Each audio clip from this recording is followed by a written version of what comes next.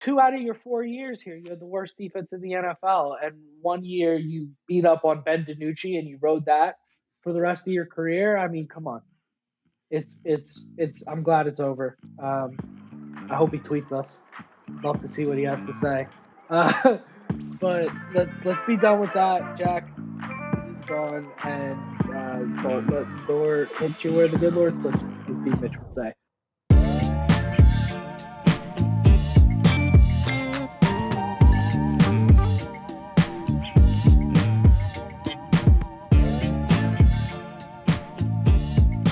Pop, how you doing, man? Son, just another normal day as a Washington football fan. Yeah, doing a little shopping, lining up at Best Buy, wrestling Nope. grandmas for televisions. Nope. Nothing but craziness over here. Emergency pod, as you guys saw the title. After last night's 45-10, just destruction in Dallas. I hope you guys turned that game off. After that embarrassment, as I predicted, check the tape.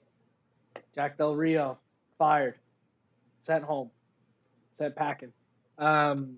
Team made some official statements. Coach Wieselmeyer, the DB's coach, was also relieved of his duties. There was some talk about that on Twitter this week about how we replaced Chris Harris, who went down to Tennessee.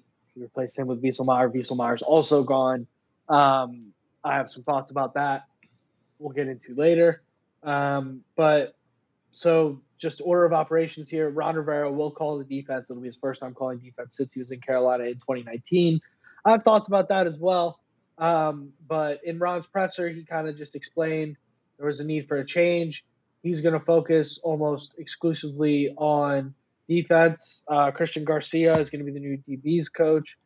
And Richard Rodgers will be the senior defensive assistant and safeties coach. He's going to be working with Ron on the game plan week to week. So some new blood in there kind of taking over. Pop, give me your reaction. I'm sure you woke up this morning the sharpest you've ever been, not even a little bit behind the 8 ball, just like me. I mean, I woke up this morning bright-eyed, bushy-tailed, ready to go getting that news.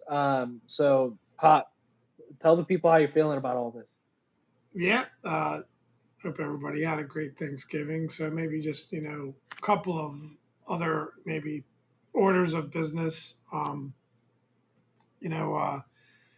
First, Ron came out with an official statement. So, this morning I was listening to I was actually listening to Kevin Sheehan, and it kind of broke during Kevin's broadcast. So, like, I don't know, 10, 11 o'clock, he made the statement. Then we got a statement from Josh Harris, which I thought I won't read it. You can look it up. But I thought it was very well written. One thing that Kevin mentioned, and I heard a couple of times from a couple of people, is that it does seem like it was Ron who initiated it all. So anyone that thinks it was Josh Harris that initiated and Ron addressed this in his presser, he's the one that initiated it. Whether he got a little nudge or prodding or, maybe it was kind of understood coming into the game that, hey, if things go wrong, something might need to change, possibly. But, in terms of reaction, I'm all for it.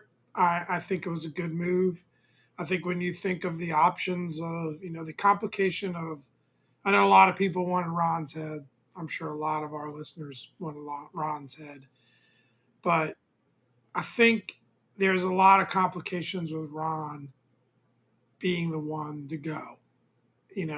One, I personally don't think it would have been a great move to put EB up top. I think EB needs to continue to focus on running the offense. There's even going to be a bigger emphasis on him. So I think he's rehearsing for next year's job anyway, by running the offense, by being in complete control, by seeing what he could do with Sam and everybody else. So I think that, I think he's already getting that opportunity. And it's even going to be more so because Ron said in his presser, he's going to have to focus on that defense, and he's probably going to be checking in with EB less and less. And if you got rid of Ron, JDR would have to take on a bigger role because somebody, let's say you elevate EB to head coach, he's going to need to lead on JDR even more. And the way that defense has been performing and has been coached, there's no way you can reward him that way. So I think it's the better option of the moves that could have been made. And, the only maybe heartache with it all is why did it take this long? But I also sort of feel like I like the patience that Josh Harris and his group is showing. Um, so, I do feel like it's a professionally run organization, and part of that is not. I know everybody wants to react and do things quickly, but I do like the fact that they're showing some patience. And I know none of us are fans of Ron, but he, by all accounts, is a great guy and a great professional, and he's done a lot to at least give this organization and this team a level of respect in a very, very tough situation. Um, and I do like the idea of him being able to finish out the year and maybe walk out with his head held high. And this shows some fight on his behalf. The fact that he's willing to step up, take over the defense, shows some fight in his behalf. And it's going to be really interesting to see how it goes.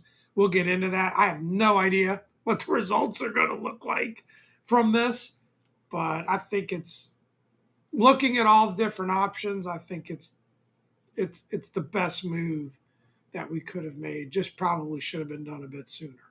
Yeah.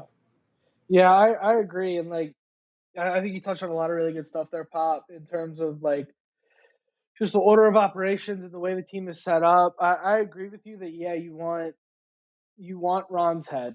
I think everybody kind of feels that way, and it's just the natural. I don't think it's necessarily even a reflection of Ron himself as much as it is just a when this team is in this position, you want the head coach fired. Like that's just kind of a feeling that is natural. And I think when you zoom out, I was texting you this morning about it. We're fans. We're emotional. We're passionate about this team. And, for all the talk of Josh Harris grew up a Commanders fan and loves, or grew up a Redskins fan, now Commanders, whatever, however you want to call it. For all that talk, he's a business person first. And I find it hard to believe that if the Seattle Seahawks or the Houston Texans were up for sale before the Commanders were, that he wouldn't have bought one of those teams. He's viewing this from a business angle and from what is going to make his business go. His emotions, it's his job for his emotions as a fan to be out of this. We don't want that. We did that dance for 21 years with Dan Snyder, or 24 years, right? So he's looking at it like Ron Rivera, highly respected guy around the NFL, just as a person. Let's take the coach out of it, right? Because you can look at the record for that. Highly respected person around the NFL, dealt with a lot. I'm sure at this point, I'm pretty confident there was some kind of deal made with Ron going into the season. Hey, man, you got this year. Pressure's off on that.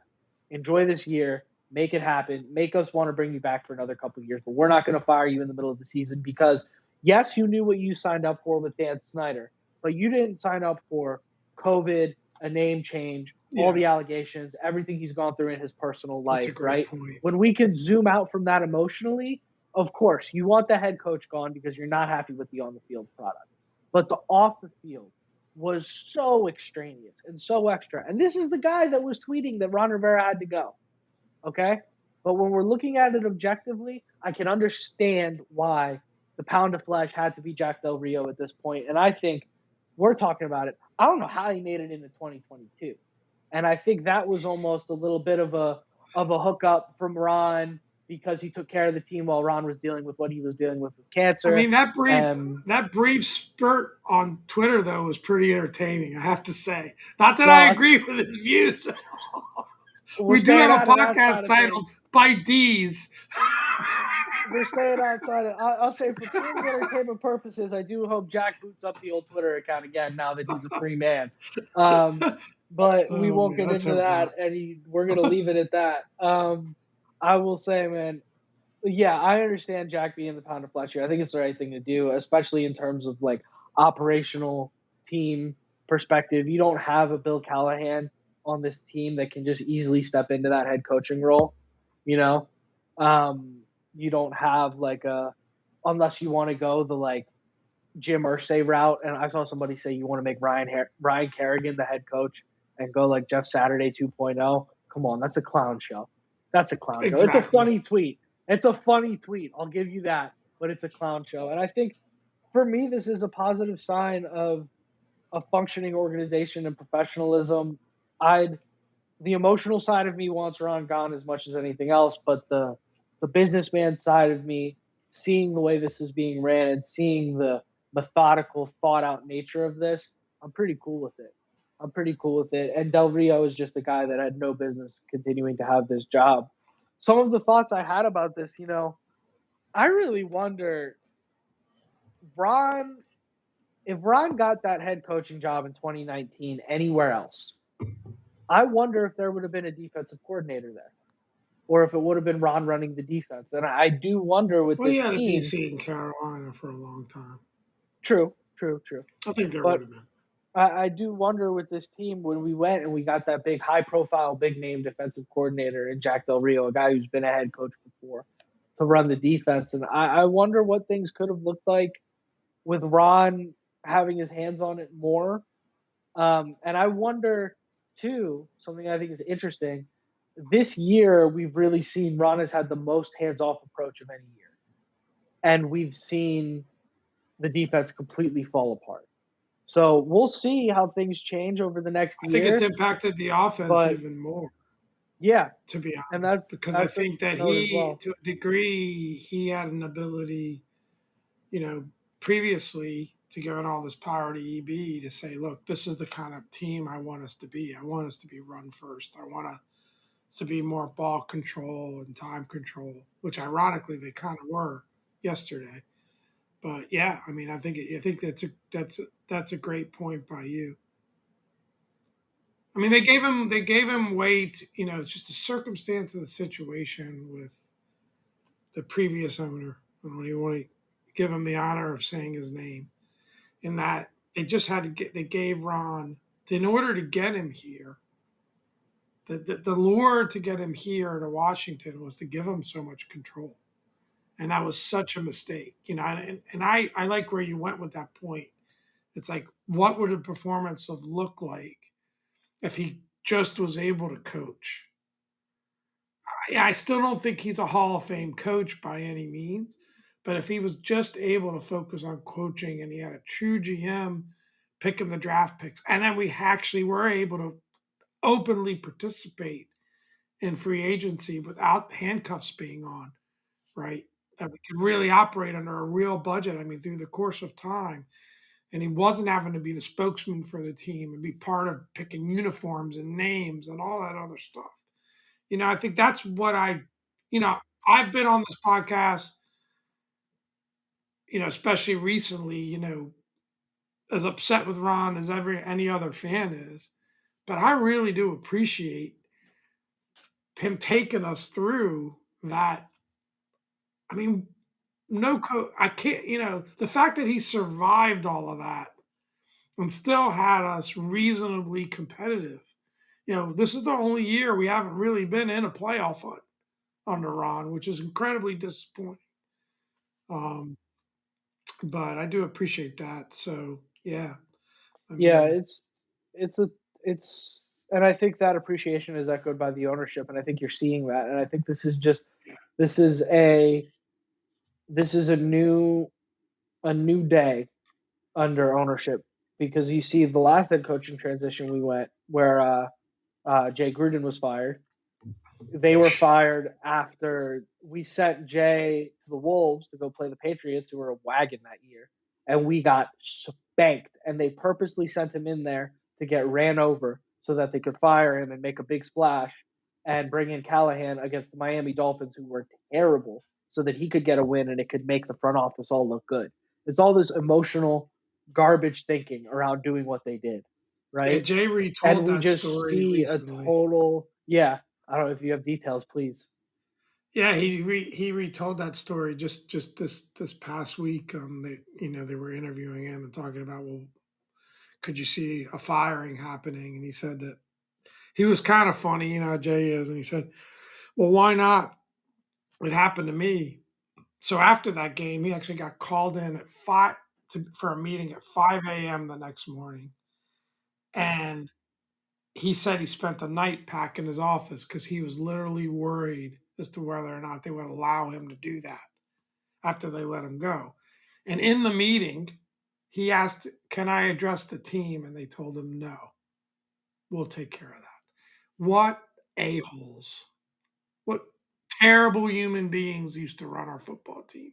So I think that, I'm in a much better place knowing that there is professionalism in this. And you nailed it. It was great about how you talked about there's probably a commitment made. I mean, that seems to be the buzz. There was some commitment made to Ron saying, "Hey, we're going to let you run. We're going to let you run things this year. We'll evaluate everything based on that."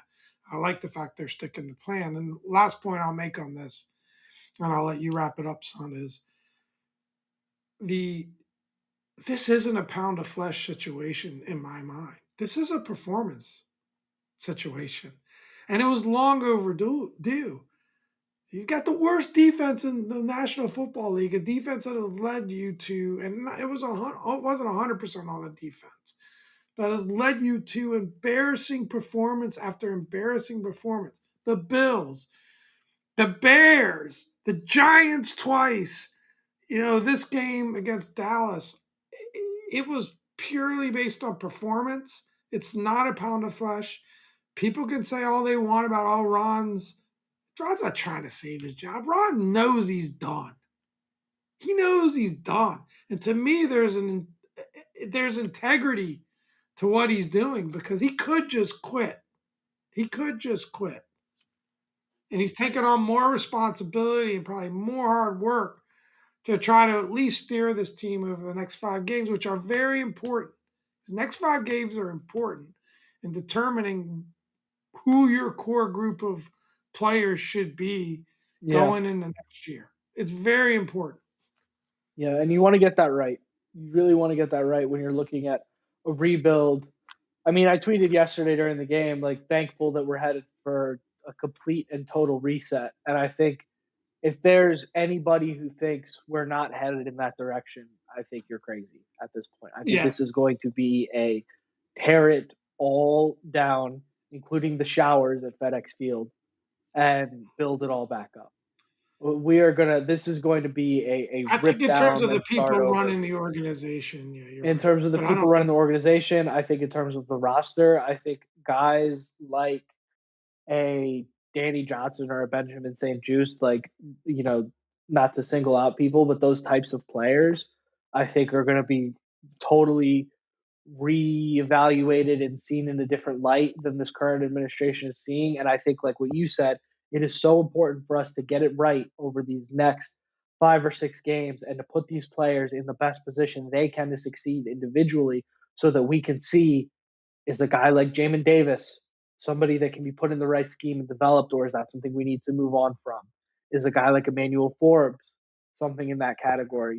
Is a guy like Jahan Dotson somebody in that category? We need to look at a lot of these question marks and we need to figure that out and move forward because we've touted the individual talent of this team so much. Even a guy like John Allen or a guy like Deron Payne, who have both underperformed this year, been good, sometimes been the best player on the field, but being the best player on the field on a bad team isn't all that much of an accomplishment. Where are we at with those guys? Are those guys core guys? We have to evaluate all of these things over these next 5 games, and getting this right is paramount to making this a 1 to 2 year rebuild as opposed to a 3 to 4 year tank and teardown situation. And I that's don't think this perfectly fan said. base has another one of I those in took them. I took when you made the comment about tearing it down that like I don't think there's interest in a complete restart. Um, but I they, hope they they're they do aware need that the to. fan base doesn't want another one of those because we've already had one, and this is where it's Right, gotten us. So, agree. No, it's um, beautifully go said. ahead, go ahead. No, it's beautifully said. I have Yeah. nothing to add to that. Yeah, Um, so that's the Jack Del Rio got fired reaction and podcast. It's about time, Jack. You stunk. I'm sorry, you stunk. left Left hand hand up. up. Glad it's over. Glad he's gone. Long I mean, you had overdue. the 2 out of your 4 years here. You had the worst defense in the NFL, and one year you beat up on Ben DiNucci and you rode that for the rest of your career. I mean, come on. It's. I'm glad it's over. I hope he tweets us. Love to see what he has to say. But let's be done with that, Jack. He's gone, and don't let the door hit you where the good Lord split you, as B. Mitch would say.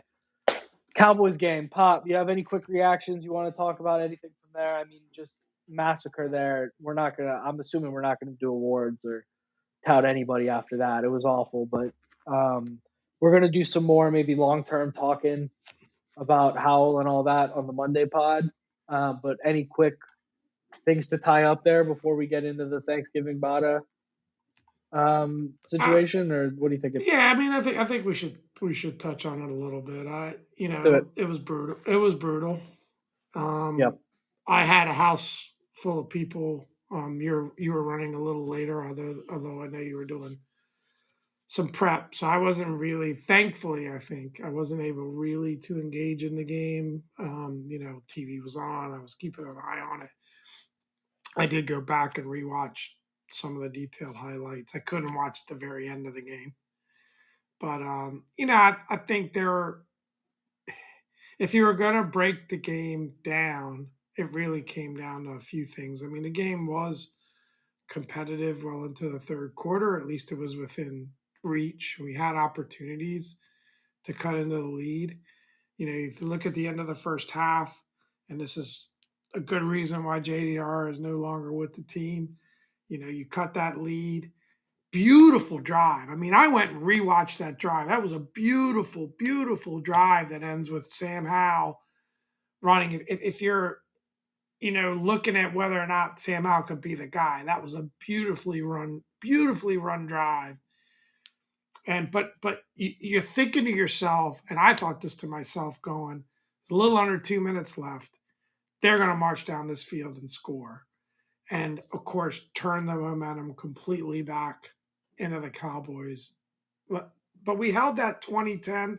Our defense did get some stops, but our inability offensively, I think they moved the ball offensively. I mean, Sam had 300 yards of offense, right? Um, and yeah, he threw an ugly pick, but it was at a point in the game where it was just adding insult to injury, and obviously they were trying to force the ball downfield. Um, but the inability to have any confidence to be able to convert on 1 yard situations, and the fact that we don't have plays we can run in those situations with any confidence, and the fact that we're dropping him back. I mean, there was one of those, I think it was the one that we, on the 34-yard line, which it was really curious on our own 34 going for 4th and 1. Didn't make sense. But they dropped Sam back in 5, 6, and you watch the receivers. The Dallas defensive line got to Sam before the receivers were even out of their breaks for the most part. I think he had like maybe one option to go to at that point. What kind of play call is that in that situation? I thought he played a pretty decent game overall. He tried to have more balance with run pass, ball controlling. It was amazing. You look at the time of possession. I mean, maybe it's because Dallas was scoring so fast, but we actually dominated the time of possession. But the inability to convert 1 yard, you get nervous with this team. When it's like 2nd and 2 and 3rd and 2, you get nervous. That's a failure on EB's part at this time, and not have those packages in there. So, I mean, other than that, as a debacle, you said you turned it off. I've got a funny story about that, but we'll come back to that in a Yeah, minute. I want I to hear turned it from you. off after the Terp touchdown. I turned it off, and man, seeing that quote from Dak about the turkey leg. They They have put the no turkey leg. class. They put the I don't turkey want to leg get in the into it. bucket. They put the turkey leg in the bucket. For those of you who don't know, put it in the bucket. They said they were going to celebrate with it with a touchdown. They got the score with Tolbert, and they said, "Should we do it now?" And they said, "We'll get one more." And they got one more, and they did it.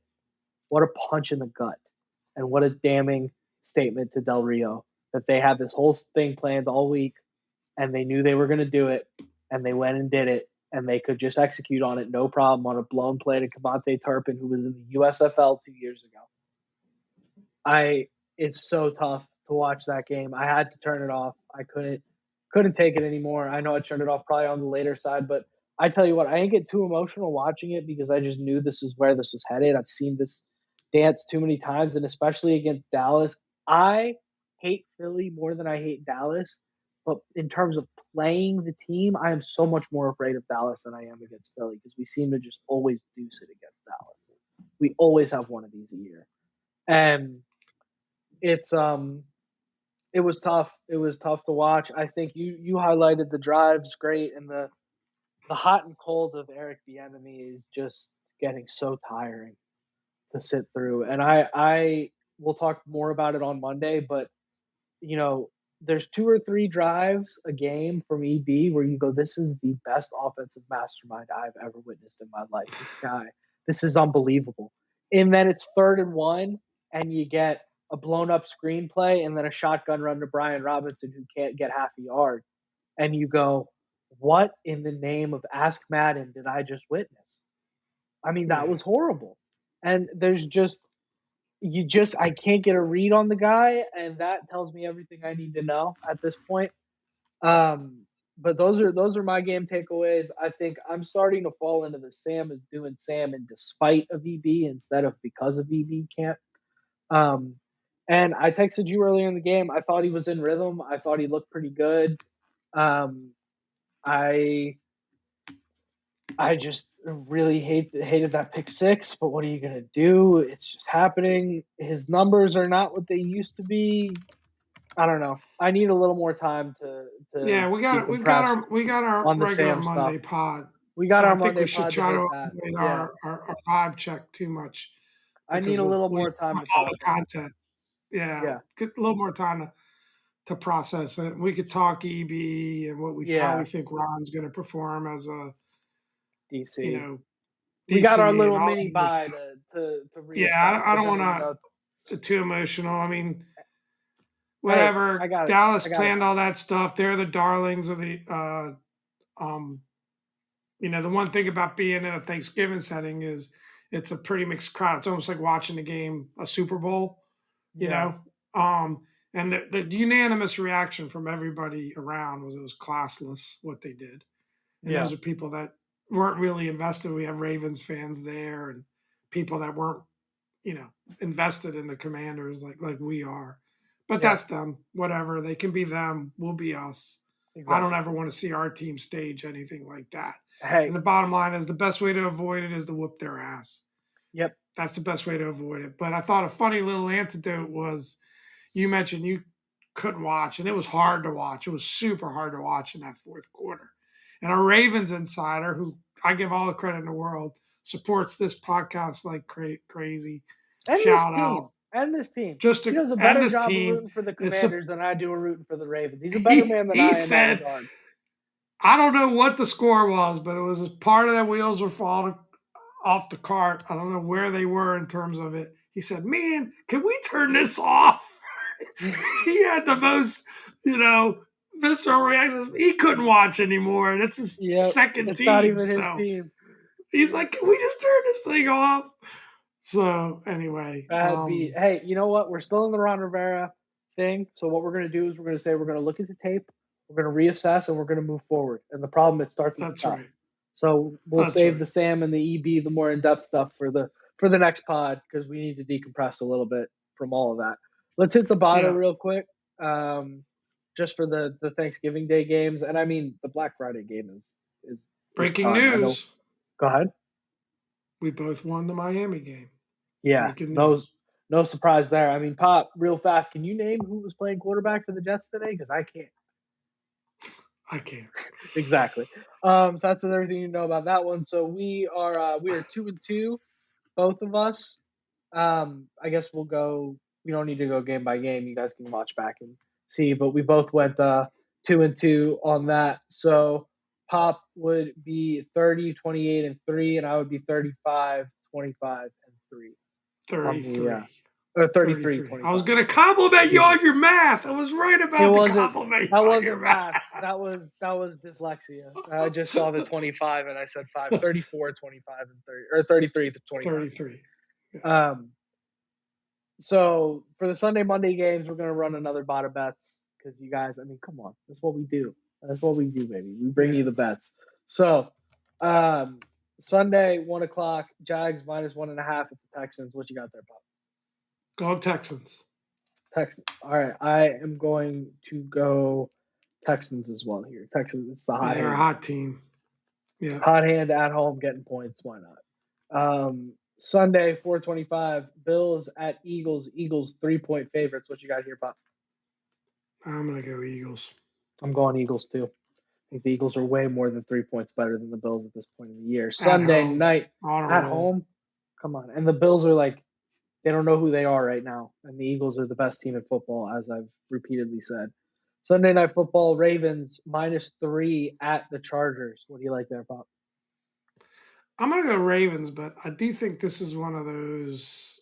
Sneaky. At some point, it's that West Coast trip. Is this where they kind of let down a little bit? But no real confidence in that Chargers team. Yeah. Ravens are the better team.